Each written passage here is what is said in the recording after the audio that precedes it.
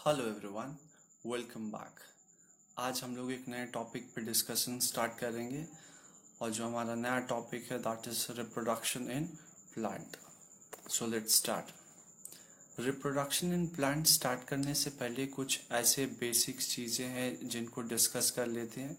उसके बाद हम लोग चैप्टर के ऊपर डिस्कशन स्टार्ट करेंगे। सबसे पहले रिप्रोडक्शन क्या है और ये क्यों इम्पोर्टेंट होता है।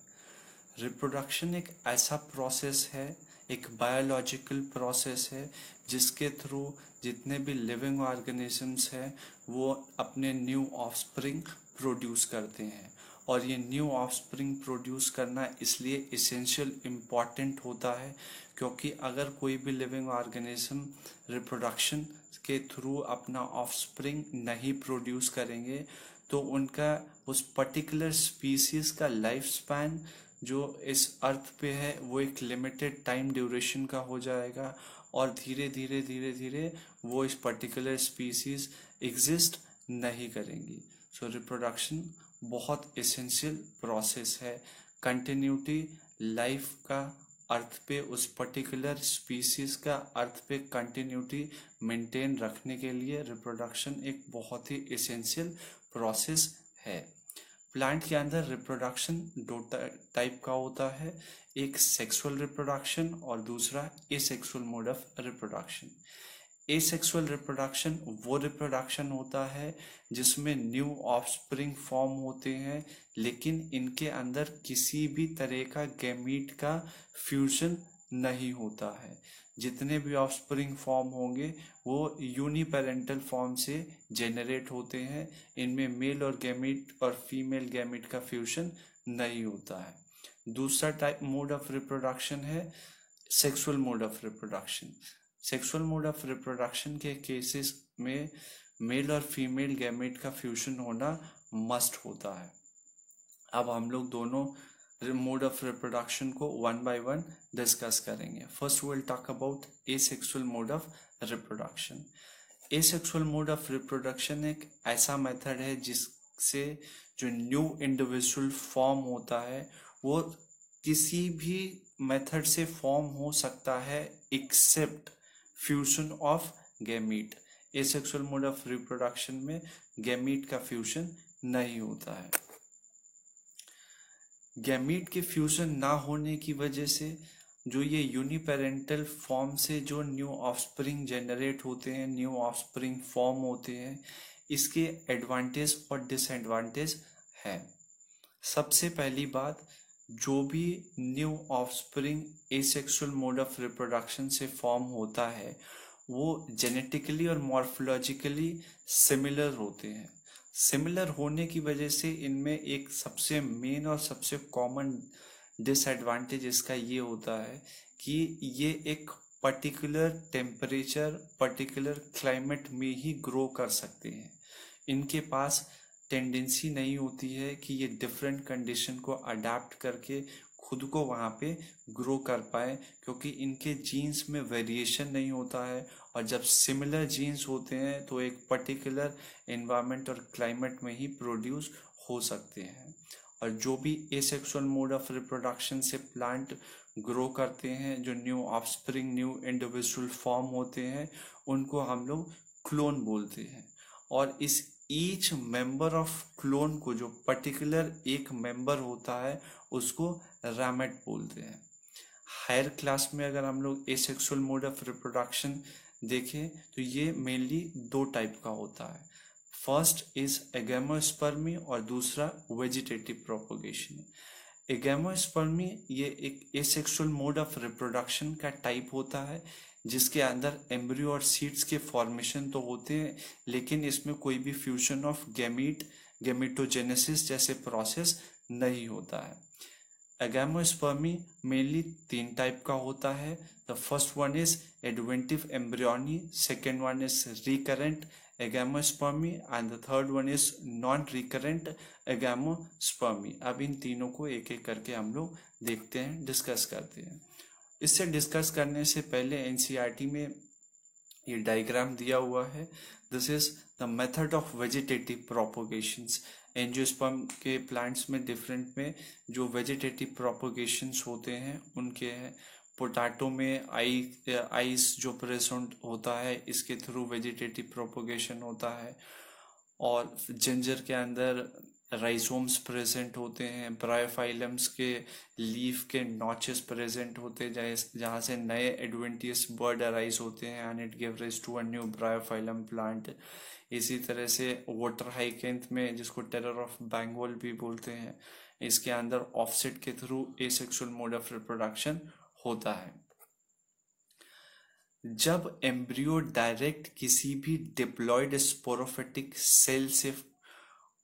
सेल के ओव्यूल से फॉर्म होता है तो ऐसे को एडवेंटिव एम्ब्रियोनी बोलते हैं। एग्जाम्पल के लिए सिट्रस में यह केस देखा जाता है। ऐसे मेथड में एम्ब्रियोनी किसी भी डिप्लॉयड सेल से फॉर्म होगा एक्सेप्ट एम्ब्रियोसेक।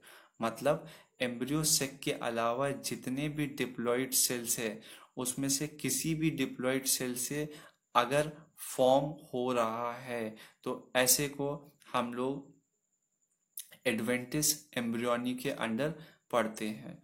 और इसके अंदर जो डिप्लॉयड सेल होता है, ये डिप्लॉयड सेल ही जाइगोट की तरह बिहेव करता है और ये डिविजन करके एक नए एम्ब्रियो का फॉर्मेशन करता है। ओके, फिर आता है स्पोरोफिटिक बर्डिंग। ये एक ऐसा प्रोसेस है जिसके अंदर एम्ब्रियो का फॉर्मेशन तो होता है लेकिन ये एम्ब्रियो सेक्रेट से बाहर होता है। ये भी एक टाइप का एडवेंटिव एम्ब्रियोनी ही होता है। जितने सेल्स एम्ब्रियो सेक्रेट्स में प्रेजेंट होते हैं वो सारे के सारे डिप्लॉयड प्रेजेंट होते हैं। और इनमें जो डायरेक्टली न्यूक्लियर सेल से फॉर्म होता है उसको एपोस्पोरी बोलते हैं, और जो डिप्लॉयड मेगास्पोर मदर सेल से फॉर्म होता है उसको डाइप्लोस्पोरी बोलते हैं। जब एम्ब्रियो का डेवलपमेंट किसी भी diploid cell of embryo sac या डिप्लॉयड एग सेल से होगा उसको हम लोग रिकरेंट एगैमोस्पर्मी बोलते हैं। अब आता है एपोस्पोरी। एपोस्पोरी क्या होता है? जब कोई भी गेमेटोफाइट किसी स्पोरोफाइट से फॉर्म होता है विदाउट डायरेक्टली मियोसिस, जिसके अंदर डायरेक्ट मियोसिस का प्रोसेस ना हो और गेमेटोफाइट का फॉर्मेशन स्पोरोफाइट से हो, ऐसे प्रोसेस को एपोस्पोरी बोलते हैं। और ये एपोस्पोरी सबसे पहले रोजनबर्ग ने डिस्कवर किया था हेरासियम प्लांट के अंदर। और इस मेथड में क्या होता है कि एम्ब्रियोसेक या फीमेल गेमेटोफाइट जो है वो डायरेक्टली फॉर्म होगा किसी भी diploid cell of the sporophyte cell. Sporophyte cell के किसी भी डिप्लॉयड सेल से फॉर्म होगा एक्सेप्ट मेगास्पोर मदर सेल। ये बहुत इंपॉर्टेंट है एमसीक्यू पॉइंट ऑफ व्यू से कि एपोस्पोरी का फॉर्मेशन किसी भी डिप्लॉयड फीमेल गेमेटोफाइट एम्ब्रियोसेक के सेल से होगा एक्सेप्ट मेगास्पोर मदर सेल से। इसके एग्जाम्पल्स आप रूबस में देख सकते हो, रेनानी कैलिकुलस में होता है। इसके बाद non recurrent agamospermy. Non recurrent agamospermy जब एम्ब्रियो या तो हैप्लॉइड एग से डेवलप हो या किसी दूसरे हैप्लॉइड एम्ब्रियोसेक के हैप्लॉइड सेल से डेवलप हो तो इसको नॉन रिकरेंट एगैमोस्पर्मी बोलते हैं। ये हमारे पास वेजिटेटिव प्रोपोगेशन का एग्जाम्पल है, जैसे कि वाटर हाइकेंथ में होता है ऑफसेट के थ्रू। वैसे ही एक और केस है रनर का। रनर में क्या होता है कि आपका ये मेन प्लांट है, मेन प्लांट। अब ये मेन प्लांट, इसके जो साइड स्टेम है ये ग्रो करेंगे, फिर ये बर्ड होगा और ये मेन स्टेम से जॉइंट होता है।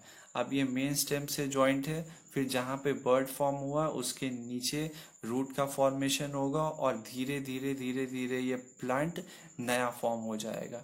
तो दो नोड्स के बीच में जो जगह है दैट इज इंटरनोड, और यही फ्यूचर में रनर का काम करते हैं और इसके through new plants, new offspring develop होते हैं। पार्थेनोजेनेसिस क्या होता है? ये एक ऐसा uniparental type of asexual mode of reproduction होता है जिसमें एम्ब्रियो का फॉर्मेशन होता है विदाउट फर्टिलाइजेशन ऑफ एग। बिना फर्टिलाइजेशन के ही फ्रूट का फॉर्मेशन हो जाता है। एग्जाम्पल बनाना।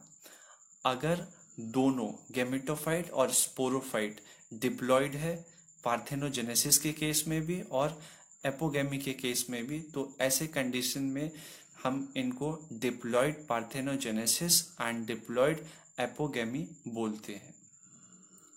अब वेजिटेटिव प्रोपोगेशन के बारे में डिस्कस करते हैं। वेजिटेटिव प्रोपोगेशन क्या होता है? ऐसे कैटेगरी के प्लांट की ऐसे कैटेगरी जहाँ पे एक पर्टिकुलर पार्ट से न्यू ऑफस्प्रिंग जेनरेट हो, न्यू ऑफस्प्रिंग फॉर्म हो, उस प्रोसेस को वेजिटेटिव प्रोपोगेशन बोलते हैं। और वो पर्टिकुलर यूनिट जिससे वो न्यू ऑफस्प्रिंग अराइज हो रहा है उसको प्रोपोग्यूल बोलते हैं। फॉर एग्जाम्पल, पोटैटो में जो आइस प्रेजेंट होता है, उस आइस से जो न्यू पोटैटो प्लांट अराइज होगा तो वो आइस इस केस में वेजिटेटिव प्रोपोग्यूल है। And the whole process of formation of a new plant from that I is called vegetative propagation. इसमें मेनली प्लांट के केस में 3 पार्ट्स हो जो प्लांट के होते हैं वो इसमें मेजर रोल प्ले करते हैं। पहला रूट, दूसरा स्टेम, तीसरा लीफ यूज किया जाता है। वेजिटेटिव प्रोपोगेशन को जनरली हम लोग 2 पार्ट में डिवाइड करके पढ़ते हैं। The first one is natural vegetative propagation and the second one is artificial propagation. सबसे पहले हम लोग नेचुरल वेजिटेटिव प्रोपोगेशन को देखते हैं। इसके अंदर सबसे पहले अंडरग्राउंड स्टेम से, अंडरग्राउंड स्टेम, ये इनसे एग्जाम्पल बेस्ड क्वेश्चन नीट में हर साल 2 से 4 क्वेश्चन इस टॉपिक से कंफर्म आते हैं। So example based most important question direct पूछा जाता है। राइजोम किस में प्रेजेंट होता है और इससे जो नेचुरल वेजिटेटिव प्रोपोगेशन जो होते हैं वो किस में? राइजोम जिंजर और टर्मिक में होता है।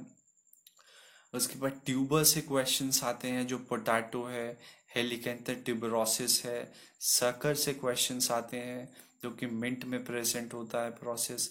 फिर बी बाय रूट, रूट के से कौन कौन से मॉडिफाइड ट्यूबरस रूट्स जो होते हैं वो as a natural vegetative propagative use होता है।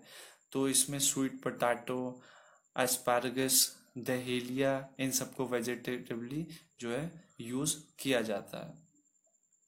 कुछ ऐसे प्लांट है जो इनके एडवेंटियस बर्ड्स जो है वो ordinary root like structure behave करते हैं, जैसे गुआवा में हो गया, पॉपुलस में हो जाता है, इन सब में है। जब एक बर्ड किसी रूट का ग्रो करता है और वो लीफी सूट के अबव आता है ग्राउंड के ऊपर, इनको स्लिप्स कहते हैं। ऑलराइट, क्रिपर्स क्या होता है? स्टेम के अंदर मेनली जो एडवेंटियस रूट होते हैं वो अपने आप को डेवलप किससे? नोड से करते हैं। और इनमें एरियल सूट्स होते हैं, जैसे रनर्स होता है, स्टोलन होता है, ऑफसेट होता है। क्वेश्चन डायरेक्टली पूछा जाता है which one of the following are a example of stolon. Stolon किस में होता है, ऑफसेट किस में होता है। So example point of view से क्वेश्चंस मेनली इसमें पूछे जाते हैं। अब सेकेंड पे है आर्टिफिशियल प्रोपोगेशन। आर्टिफिशियल प्रोपोगेशन वो प्रोपोगेशन है जो नेचुरली अकर नहीं होता है, ये एक मैनमेड प्रोसेस होता है। इसको मैनमेड प्रोसेस भी बोलते हैं। फॉर एग्जाम्पल, एयर लेयरिंग और माउंट लेयरिंग कैसे होता है? जैसे एक ये प्लांट है और इसका स्टेम है। पहले सबसे पहले क्या करेंगे, हम इसके स्टेम के आउटर बार को रिमूव कर देंगे। बार को रिमूव करने के बाद इसके ऊपर एक मॉइस्ट सॉइल का लेयर लगा देते हैं और इस मॉइस्ट सॉइल को ऊपर से हम पॉलीथीन या बटर पेपर से एक रैप कर देंगे। अब रेनी सीजन के बाद इसका जो हमने रिमूव किया था बार्क और इसमें जो मॉइस्ट सॉइल लगाया था, तो इसमें रूट्स डेवलप होंगे और इन्हीं रूट्स की वजह से जब इसको हम कट करके दूसरी जगह पे लगाते हैं तो ये नया फॉर्म प्लांट फॉर्म करता है। तो ये आर्टिफिशियल प्रोपोगेशन के अंडर आता है। इसमें कटिंग्स है, ग्राफ्टिंग होता है। कटिंग के अंदर क्या है, एक पर्टिकुलर प्लांट को एक स्पेसिफाइड एरिया से कट करके वो दूसरे जगह से ज्वाइन करके या कट करके आप लगा देते हो। जैसे रोज के केस में है, लेमन के केस में है, चाइना रोज के केस में है। लेकिन इन सब चीज़ों को कटिंग के अंदर कुछ ऐसे प्रोसेस, ऐसे फैक्टर्स होते हैं जिसको आपको ध्यान रखना है। जैसे प्लांट का एज कितना है, उसके लेंथ, कटिंग का डायमीटर कितना होना चाहिए, किस सीजन में कट करना चाहिए। इन सब के अलावा जो हॉर्मोन्स होते हैं जो रूट के डेवलपमेंट में हेल्प करता है, इंडोल ब्यूटेरिक एसिड और इंडोल एसिटिक एसिड, ये दो ऐसे एंजाइम्स होते हैं जो ये प्रॉपर डेवलपमेंट जो है रूट में हेल्प करता है, तो इनका यूज़ होना चाहिए। फिर दूसरा आता है ग्राफ्टिंग। ग्राफ्टिंग एक ऐसा प्रोसेस है जो कि सबसे ज़्यादा आर्टिफिशियली यूज्ड मेथड है। इसके अंदर दो क्लोजली रिलेटेड डाइकोटिलेडन प्लांट्स को वैस्कुलर कैम्बियम के लेयर से कट करते हैं और इसको ज्वाइन करने के बाद ये ग्राफ्ट करके लगा देते हैं। इससे क्या फ़ायदा होता है, ग्राफ्टिंग का सबसे एडवांटेज ये होता है कि इसमें जो भी हम दो प्लांट को, रिलेटिवली डाइकोटिलेडन प्लांट को मैच करके ग्रो करते हैं, इनके कैरेक्टर्स आपस में क्रॉस करता है। अब बात आती है कि वेजिटेटिव प्रोपोगेशन के सिग्निफिकेंस क्या है, इम्पोर्टेंस क्या होता है वेजिटेटिव प्रोपोगेशन का। सबसे पहला एडवांटेज और सिग्निफिकेंस ये होता है कि ये सिर्फ एक ऐसा रिप्रोडक्शन का मेथड होता है जिससे हम एक लिमिटेड ड्यूरेशन टाइम पीरियड में प्रोडक्टिविटी की कैपेसिटी को इंक्रीज कर सकते हैं। जैसे बनाना के केस में है, सीडलेस ग्रेप्स के केस में है। तो ग्रेप्स के केस में ऐसे बहुत सारे और भी प्लांट्स है जिसको हम एक लिमिटेड ड्यूरेशन टाइम पीरियड के अंदर उसकी प्रोडक्टिविटी रेट को इंक्रीज करा सकते हैं। ग्राफ्टिंग का प्रोसेस जैसे हमने अभी डिस्कस किया, ग्राफ्टिंग कैसे होता है, तो ये वुड है, साइकॉन वुड है, यहाँ पे हमने स्लोपिंग कट करी, ये कैम्बियम का लेयर है और इसको हम जिस प्लांट के साथ अटैच करेंगे उसका रूट स्टॉक ये है। तो आपको ऐसे पर्टिकुलर कटिंग करना है कि दोनों एक दूसरे में अडाप्ट कर जाए। जैसे कि आपने एंजाइम्स के केसेस में पढ़ा होगा, सबस्ट्रेट एंड एंजाइम कैसे एक दूसरे से कीलॉक मॉडल की तरह फिट हो जाते हैं। तो सिमिलरली ग्राफ्टिंग का भी कुछ ऐसा ही कंडीशन और पैटर्न होता है, दोनों एक दूसरे में ऐसे कटिंग्स उसको स्लोप में करते हैं कि फिट हो जाता है। इसके बाद जो सिग्निफिकेंस है, प्रोडक्शन जो होता है वेजिटेटिव प्रोपोगेशन से रैपिड होता है as compare to the seeded plant. Seeded plant का एक पर्टिकुलर ड्यूरेशन टाइम पीरियड होता है, उतने में ये प्रोडक्टिविटी होगा, जबकि वेजिटेटिव प्रोपोगेशन के अंदर एक लिमिटेड ड्यूरेशन में ज़्यादा ग्रोथ और प्रोडक्टिविटी होती है। इसके अगर डिसएडवांटेज की बात करते हैं, एसेक्सुअल मोड ऑफ रिप्रोडक्शन से जितनी भी चीज़ें फॉर्म होती है, जैसे हमने पहले डिस्कस किया, they are called as clone. तो डिसएडवांटेज ऑफ क्लोन ये होता है कि ये डिजीज रेजिस्टेंट नहीं होते हैं, इनमें डिजीज कॉज होता है क्योंकि इनकी जेनेटिकली और मॉर्फोलॉजिकली स्ट्रक्चर में कोई वेरिएशन शो नहीं होता है। और जब भी किसी भी पर्टिकुलर स्पीसीज में वेरिएशन नहीं होगा, वो अपने आप को डिफरेंट एनवायरनमेंट में, डिफरेंट क्लाइमेटिक कंडीशन में अपने आप को अडेप्ट नहीं कर सकते हैं। और जब उनकी अडेप्टेशन टेंडेंसी कम होगी तो इट्स बट ऑब्वियस कि उनके ऊपर डिजीजेस के चांसेस ज़्यादा होते हैं। इस पूरे टॉपिक से 2 से 4 ऐसे इम्पॉर्टेंट क्वेश्चंस हैं जो हर साल पूछे जाते हैं। एग्जाम्पल बेस्ड क्वेश्चन इससे मेनली आता है, रनर से, ऑफसेट से, स्टोलन से, वेजिटेटिव प्रोपोग्यूल से। तो इसको आप रिवाइज करिए, क्वेश्चन सॉल्व करिए, ऑलमोस्ट सारे क्वेश्चंस आपके नीट के सॉल्व हो जाएंगे। अगर कोई प्रॉब्लम होता है तो आप कमेंट करके पूछ सकते हो। Thank you so much.